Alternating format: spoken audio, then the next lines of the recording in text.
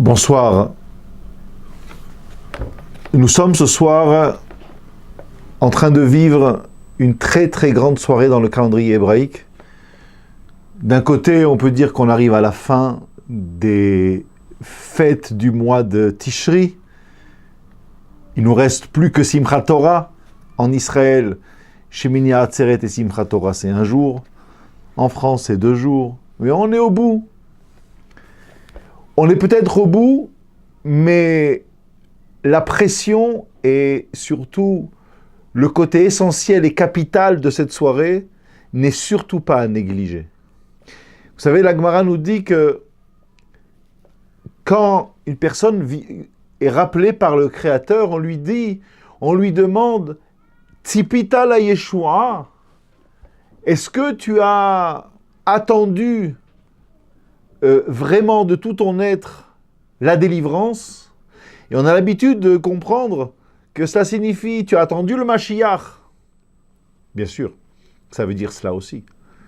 Mais beaucoup de maîtres expliquent, est-ce que tu as attendu la Yeshua de Hosha'ana Rabbah, c'est la même racine. C'est-à-dire, est-ce que tu as attendu la délivrance qui était à ta portée? Est-ce que tu as fait tout ce qu'il fallait cette soirée-là pour atteindre la délivrance? C'est pour vous dire l'importance de cette nuit, et c'est aussi pour vous expliquer que il y a des étapes qui sont passées, et les maîtres nous font remarquer que dans la Torah, il y a des mots comme ça, dont on n'a pas toujours à l'esprit le sens, l'importance.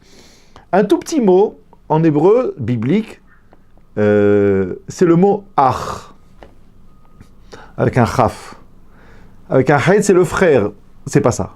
« Ach » veut dire « seulement », comme une restriction, « or » en français. Ce mot-là est répété 2 fois, une fois au sujet de Kippour et une fois au sujet de Sukkot. Le texte dit seulement le 10 du 7e mois de l'année, qui est le jour de Kippour, vous vous mortifierez, etc. Sukkot, ach, bachamisha asar yom. Or, le 15 du mois de Tishri sera la fête, etc. Que veut dire ce ach? À quoi il sert?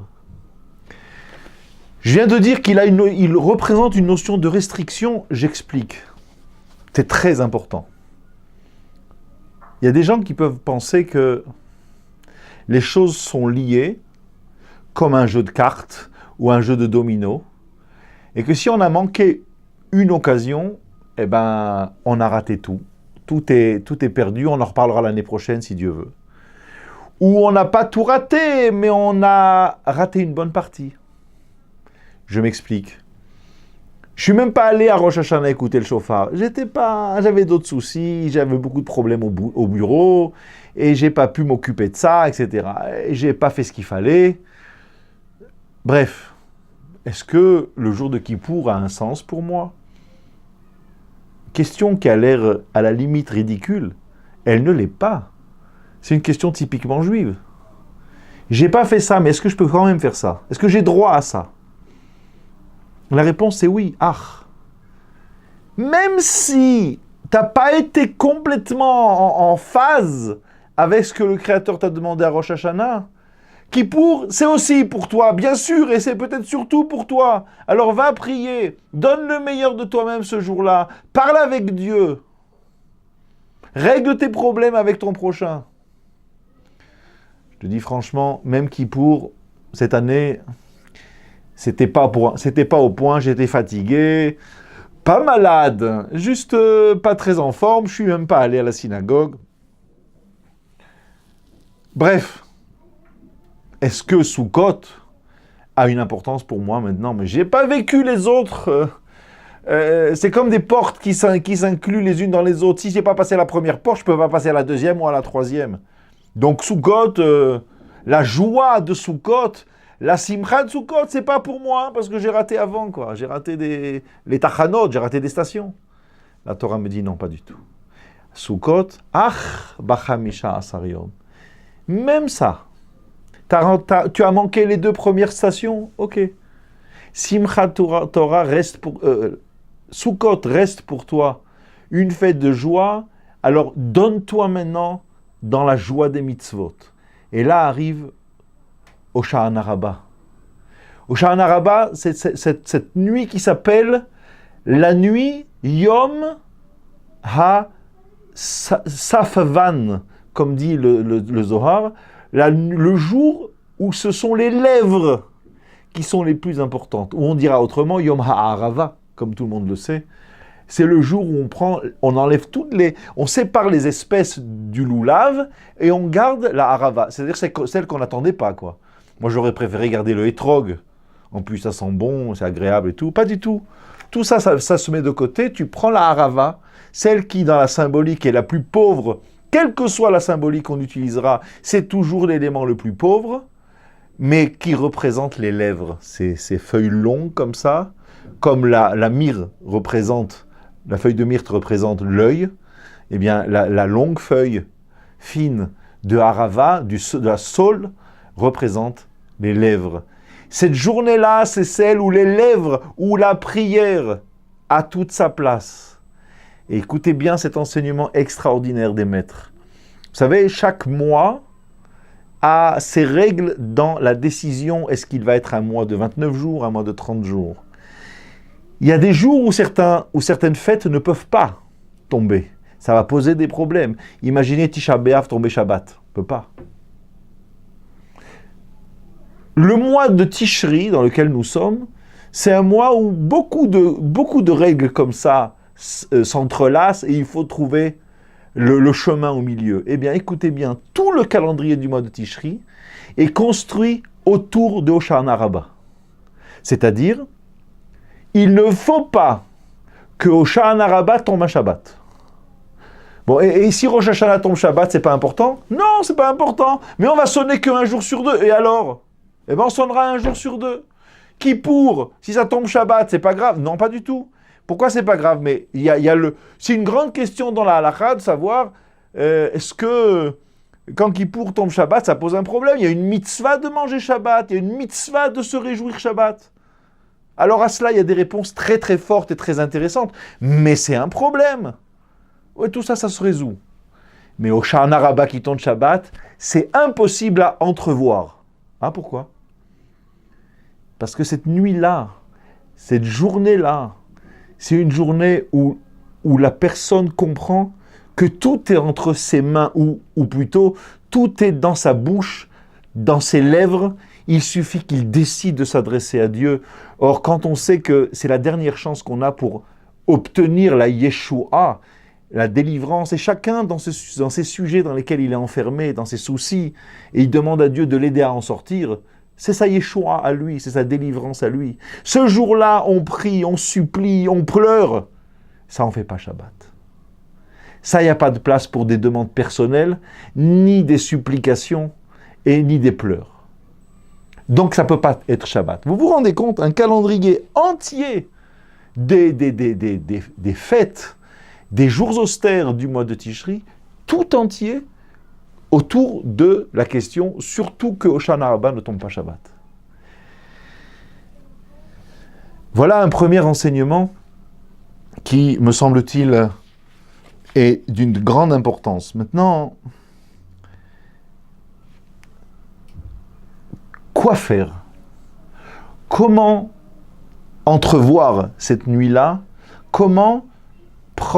Sur quoi faut-il être sensible? Faut-il prendre des décisions cette nuit de Hoshana Rabbah? Alors, je pense que pour cela, il faudrait revenir à la faute originelle, pour comprendre comment il faut réagir, comment il faut se positionner. Quel est le grand problème de notre génération, mais qui en réalité était le problème d'après le Rav Kook, le grand maître, le grand visionnaire du XXe siècle, le premier grand rabbin d'Israël, Rav Avraham Yitzhak Cohen Kook, pose le problème de la faute de Adam Arishon, de Adam et Ève. Et il dit, Tu sais, quand Dieu interpelle Adam et qu'il lui dit « Où es-tu ? Où en es-tu » et Adam ne répond pas, il se cache. Pourquoi il se cache? Il se cache parce qu'il a honte? Parce qu'il a désobéi? Peut-être. Mais il se cache surtout parce qu'il ne sait pas quoi dire. Pourquoi il ne sait pas quoi dire? Parce que tout d'un coup, il mesure la gravité de ce qu'il a fait. Mais qu'est-ce qu'il a fait? Il a changé de repère. Son repère a été, au moment où il a été créé, sa conscience. Sa conscience qui est complètement connectée au divin. C'est bien, c'est pas bien, il faut faire, il faut pas faire. Et voilà qu'un instant, il a perdu son repère, comme la boussole qui a été perturbée, et il est passé sous une autre autorité, le serpent. Le serpent qui représente justement celui qui pose des problèmes à l'homme qui ne devrait pas se poser, qui le remet en question dans son identité là où les choses sont simples, qui remet en question et qui lui pose ce problème-là finalement d'être obligé de se situer, de savoir qui il est, mais pour le faire tomber, en lui disant « Mais écoute, tu es tellement faible, toi l'homme créé à l'image de Dieu, tu es tellement faible, il suffit que ça soit beau, il suffit que ça soit apparemment appétissant, et que ça soit tentant, et puis tu craques, tu vois bien. » Donc il est dans une situation très très difficile. Et cette situation-là, c'est cela la faute, dit le Rav Kook, c'est cela, c'est-à-dire, c'est cela l'enseignement que nous devons nous poser, sur lequel il faut réfléchir, c'est ça. Or, Adam Arishon est dans cette situation où Dieu l'interpelle pour qu'il réfléchisse, mais il ne veut pas. C'est-à-dire, il n'accepte pas la remise en question. C'est ça la faute. À la limite d'avoir fauté, comme je le dis souvent, le fabricant de la machine, il sait très bien qu'elle n'est pas parfaite. Il le sait, ça fait partie du mode d'emploi. La difficulté, c'est de ne pas reconnaître, c'est de ne pas vouloir reconnaître, c'est de ne pas vouloir se remettre en question pour faire mieux. C'est ça le vrai problème. Et le Rav Kook ajoute que le problème de Adam Arishon n'est pas que le problème de l'être humain individu, c'est le problème d'une société. Une société rentre dans cette problématique grave de la tentation du serpent lorsqu'elle ne veut plus être elle-même, mais qu'elle se demande comment est-ce qu'elle va pouvoir mieux et encore mieux s'intégrer dans la société ambiante. Appelez-la comme vous voulez. La société européenne, américaine, celle que vous voulez, mais en tout cas, nos valeurs à nous passent en second. On est dans la faute de Adam. On a changé de repère.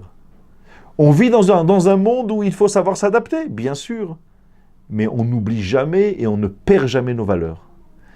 Et c'est ça la grande difficulté. Et quand on les perd, alors on repose le problème d'Adam Arishon, on ne l'a pas résolu. Maintenant, la grande difficulté de cette façon de voir, cette faute-là, c'est que l'homme retrouve quelque chose qui peut-être lui est essentiel, mais contre lequel la Torah lutte, c'est l'individualisme. Et on doit réfléchir à cela, parce que justement nos maîtres nous disent que le secret pour sortir gagnant du jugement de Hoshana Rabbah, c'est justement de savoir être celui dont on a besoin, celui dont le groupe a besoin, celui qui est toujours là pour rendre service, celui à qui on peut demander tout ce qu'on veut, il fera tout pour nous aider, celui qui va apporter son aide sans qu'on le lui demande. Bref, il n'est pas utile aux autres. Les autres ont besoin de lui. Sans lui, ils ne peuvent pas fonctionner. Sans cette personne-là dans le groupe n'a pas de sens. Voilà que Rav Israël Salanter disait à ses élèves, si on est capable d'être de cela, on est tranquille. Akadosh Baruch Hu, Dieu ne peut pas punir un groupe de personnes qui a besoin de celui-là ou de cette personne-là pour avancer, et avancer spirituellement. Selon les moyens de ce groupe, on ne peut pas l'enlever, on ne peut pas leur faire un coup pareil, comme on pourrait le dire ainsi. alors Dieu ne fera pas cela. Donc, soyons capables d'être celui dont tout le monde a besoin dans le groupe, et Dieu ne voudra pas sanctionner. Et on a gagné encore une année, parce que cette année-là, on va faire encore mieux, et encore plus au service de l'autre. Non pas attendre qu'on nous demande de l'aide, mais aller proposer son aide. Il y a tellement de gens aujourd'hui qui ont atteint l'âge de la retraite. Évidemment, c'est vrai aussi pour ceux qui sont avant, mais qui ont atteint l'âge de la retraite, et aujourd'hui tout le monde sait qu'on est jeune quand on arrive à la retraite. Baruch Hashem, beaucoup de gens sont encore en très bonne santé. Au lieu de vouloir encore s'accrocher au travail, peut-être qu'il y a des choses qui sont encore plus valorisantes que ça, puisque au niveau de la retraite, c'est pas très intéressant de continuer de travailler. Par contre, aller rendre service, voir avec les organismes communautaires qu'est-ce qu'on peut faire pour aider. Mais ça, c'est véritablement valorisant. Et on prend de l'importance au niveau des gens sans avoir fait grand-chose. Et c'est un des secrets pour sortir vivant et en bonne santé, pour pouvoir continuer de donner nous-mêmes et notre famille à ceux qui ont besoin. Il y a dans cette teshuva, dans cette réflexion sur soi-même, il y a toujours des situations un petit peu imparfaites. Que fait-on dans ces situations imparfaites? J'explique. Situation imparfaite, c'est la teshuva, nous l'avons appris, tout le monde le sait, elle se fait en 3 étapes. Il y a le regret du passé, il y a l'engagement sur l'avenir, à ne pas refaire, et il y a le fait d'avouer sa faute devant Dieu. Maintenant, imaginez 2 problématiques. La première, c'est je ferai tout ce que je peux pour ne pas recommencer cette faute que j'ai commise, et je suis prêt à l'avouer, mais franchement, j'ai du mal à regretter. J'ai kiffé, on a passé un grand moment avec des amis, et c'était pas très... Bref. Mais j'ai du mal à regretter. Ou bien, je regrette sincèrement, mais je ne sais pas si je ne vais pas recommencer. Est-ce qu'on va dire que la tchouva, c'est 3 étapes, mon grand, et puis si tu n'es pas capable de faire 3, eh ben, il n'y a rien du tout. Un peu comme une mitzvah, par exemple, comme les tzitzit. Les tzitzit, il y a 4 coins. Maintenant, moi, j'aime bien faire un peu des trucs originaux, et j'ai envie de mettre 3 sur 4. Vous voyez, je laisse un côté libre, sans tzitzit. C'est sympa, pour se faire un peu remarquer et tout. Est-ce que ça marche? On dit, ben, tu as fait 3 quarts de mitzvah. On dit non, la tzitzit, c'est 4. Il n'y a pas 4, il n'y a rien. À cette question-là, la réponse est claire. Les tzitzit, c'est une construction. Ça se fabrique de telle façon. À partir de là, s'il n'y a pas 4, il n'y a rien. Et donc, si on n'a pas fait les choses comme il faut, on n'a rien fait. Quand il s'agit de l'humain et de ses difficultés dans chaque étape qui constitue sa teshuva, eh bien, si je regrette, mais je n'arrive pas à m'engager sur l'avenir, mais c'est déjà énorme. Si je m'engage sur l'avenir, mais j'ai du mal à regretter, mais je m'engage, c'est énorme.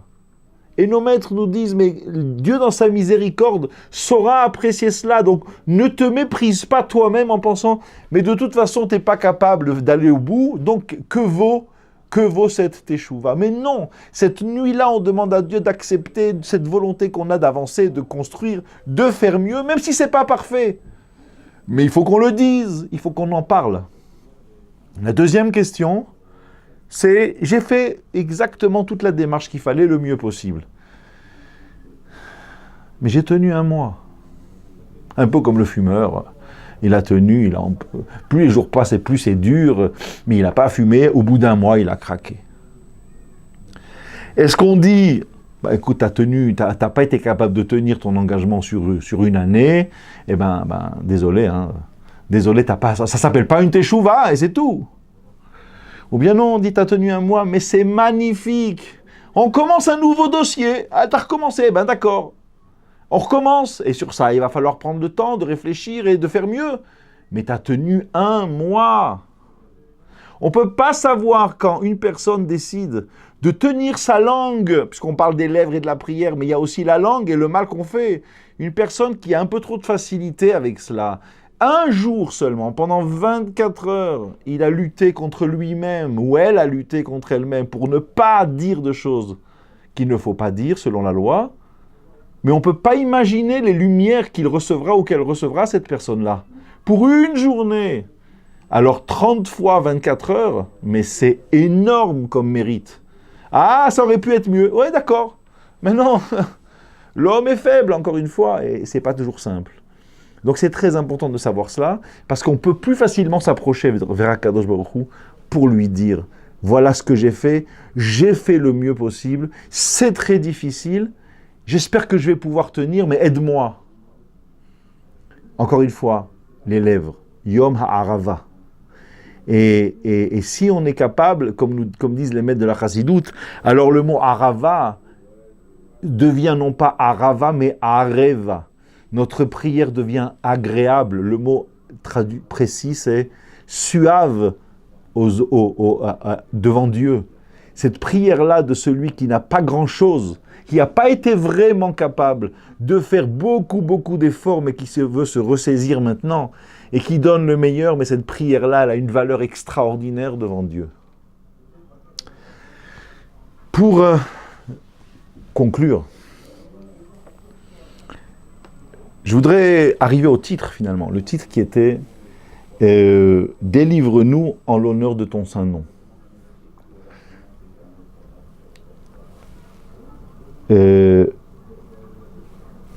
La prière en général est un sujet qu'il faut étudier pour lui-même, passionnant. Mais un des points forts de la prière, c'est que on demande à Dieu de nous donner ce dont on a besoin en l'honneur de son saint nom. En d'autres termes, pas parce que nous on est méritants, mais parce que lui est grand. Et que parce qu'il est grand, il va nous donner encore une possibilité, une chance. Le Khatam Sofer, un de ses grands maîtres dans la paracha de Noach, développe le sujet de l'arc-en-ciel de façon un peu ésotérique, étonnante. Ça lui arrive, mais enfin, dans l'explication de la Torah, pas trop. Et il dit des choses très compliquées, on ne voit pas trop ce qu'il veut dire. Alors ses élèves ont interprété, ont expliqué ce qu'il a voulu dire. Et voilà ce qu'il a dit, d'après ses élèves. Lorsque les Juifs, à la fin de la prière des Avinu Malkeinu, qu'on a dit pendant à Rosh Hashanah et qu'on a dit à Kippour et pendant les 10 jours qui les séparent, on a dit « Aseh le ma'an shemecha » agis en l'honneur de ton nom. Au moment où ils disent cela, Dieu leur envoie un influx qui leur permet de percevoir des choses très élevées concernant sa présence dans le monde. Et voilà comment le Khatam Sofer expliquait cela. Nous, on prie de tout notre cœur, mais des fois, il y a des nuages dans le ciel. Et les nuages empêchent la prière de monter, dit-il de façon très symbolique. Ça bloque, ça passe pas. Et quand ça passe pas, alors les prières n'arrivent pas jusqu'en haut, alors on a fait quoi? Ça sert à quoi tout ça? Et le Rav dit, quand les prières n'ont pas pu monter jusqu'en haut parce que les nuages l'en ont empêché, c'est là qu'on dit à Dieu, fais-le en ton saint nom, fais-le pour ton nom à toi, accepte nos prières en ton nom à toi. Comme pour dire, si on devait compter sur nos mérites, on ne sait pas trop si on pourrait s'en sortir. Mais si on compte sur le fait que toi, tu entends et que toi, tu es grand, alors c'est sûr que toi, tu vas exaucer et que tu vas nous aider à avancer encore un peu. Donc nos prières n'arrivent pas toujours à monter. Parce qu'elles ne montent pas, alors tu prends en charge de continuer dans le doute. C'est comme si je disais, j'ai pas entendu, mais dans le doute, je crois que tu as voulu dire ça, et on va juger pour le bien. J'ai pas entendu, c'est pas très net ce que tu as dit. Là, c'est pas monté jusqu'en haut, dans le doute, ça passe, et je suis sûr qu'ils ont dit ce qu'il fallait qu'ils disent. Alors fais-le pour toi. C'est absolument extraordinaire. Et pourquoi nous disons, nous, à Dieu, qu'on veut qu'il fasse tout cela, qu'il écoute et qu'il exauce nos prières en l'honneur de son saint nom? Parce que un des sens profonds de la prière, ça n'est certainement pas de demander à Dieu pour nous, mais c'est de demander à Dieu pour lui. C'est-à-dire, nous voulons qu'il nous donne tous les moyens possibles pour pouvoir continuer de le servir. Celui qui oriente toute sa prière vers cela, c'est sûr qu'il sera entendu. C'est pas pour moi, c'est pas pour être encore plus riche et avoir plus, c'est pas pour paraître, c'est pas pour en mettre plein la vue aux copains, c'est pour donner encore plus à ceux qui ont besoin, c'est pour aider encore plus ceux qui ne savent pas, c'est pour enseigner encore mieux et encore plus à plus de monde pour que les gens apprennent ta Torah. On le fait pour toi. Et pour conclure, on prie pour ce que un des grands maîtres, le grand élève du Rav du Gaon de Vilna, qui s'appelait le Rabbi Chaim de Volojine, la grande yeshiva de Volojine, dans son Nefesh HaChaim, dira qu'on prie pour, comme dit le Zohar, à cause de la souffrance de la présence divine en exil. On prie pour que cela cesse, que cet exil cesse, parce que le peuple juif en exil, c'est la plus grande insulte qui soit faite à la présence divine, qui ne demande qu'à revenir sur sa terre avec tous ses enfants, mais qui doit rester encore parce qu'une grande partie de ses enfants est encore dehors.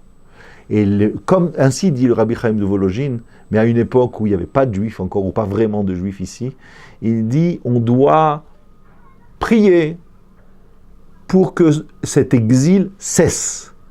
Parce que tant que l'exil continue, le peuple juif est insulté, le peuple juif subit toutes sortes d'insultes. Et il n'y a qu'à voir ce qui se passe à l'extérieur, c'est exactement cela.